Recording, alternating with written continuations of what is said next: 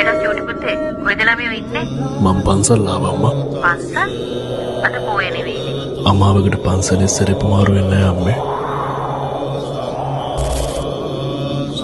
සිඳ බිඳ මොහඳර පාප සිඳ බිඳ මොහඳර පාප දැල් වූ දහම් ප්‍රදීප දැල් වූ දහම් ප්‍රදීප සිඳ බිඳ මොහඳර පාප සිඳ බිඳ මොහඳර පාප දැල් වූ දහම් ප්‍රදීප දැල් වූ දහම් ප්‍රදීප හෙලි කල අප හෙලදීප